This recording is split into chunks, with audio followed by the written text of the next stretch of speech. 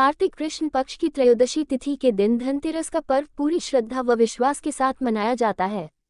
धन्वंतरी के अलावा इस दिन देवी लक्ष्मी और धन के देवता कुबेर की भी पूजा करने की मान्यता है।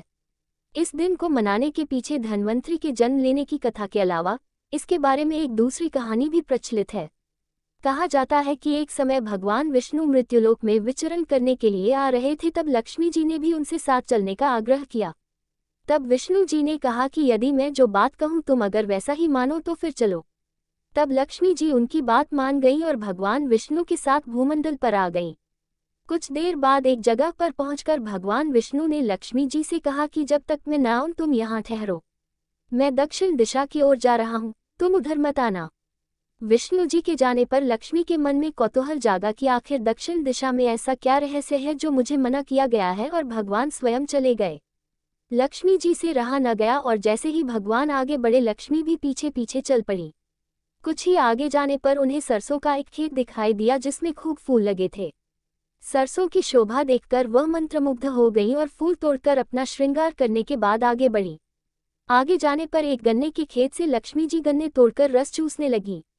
उसी क्षण विष्णु जी आए और ये देख लक्ष्मी जी पर नाराज होकर उन्हें शाप दे दिया कि मैंने तुम्हें इधर आने को मना किया था, पर तुम न मानी और किसान की चोरी का अपराध कर बैठी। अब तुम इस अपराध के जुर्म में इस किसान की 12 वर्ष तक सेवा करो। ऐसा कहकर भगवान उन्हें छोड़कर क्षीरसागर चले गए। तब लक्ष्मी जी उस गरीब किसान के घर रहने लगी।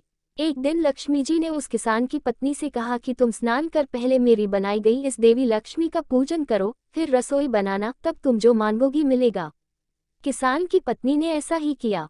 पूजा के प्रभाव और लक्ष्मी की कृपा से किसान का घर दूसरे ही दिन से अन्न, धन, रत्न, स्वर्ण आदि से भर गया।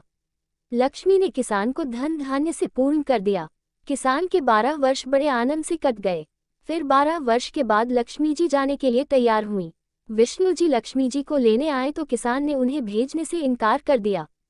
तब भगवान ने किसान से कहा कि इन्हें कौन जाने देता है, ये तो चंचला है, कहीं नहीं ठहरती।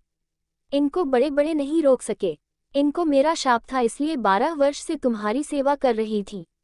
तुम्हारी 12 वर्ष सेवा का समय पूरा हो चुका है। किसान हठपूर्वक बोला कि नहीं, अब मैं लक्ष्मी जी को नहीं जाने दूंगा।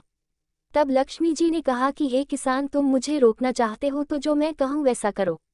कल तेरस है, तुम कल घर को लीप पोत कर स्वच्छ करना, रात्रि में घी का दीपक जलाकर रखना और सायंकाल मेरा पूजन करना और एक तांबे के कलश में रुपए भरकर मेरे लिए रखना। मैं उस कलश में निवास करूंगी, किंतु पूजा के समय मैं तुम्हें दिखाई नहीं दूंगी।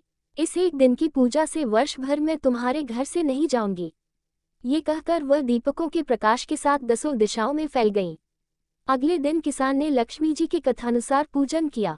उसका घर धन धान्य से पूर्ण हो गया। इसी वजह से हर वर्ष तेरस के दिन लक्ष्मी जी की पूजा होने लगी।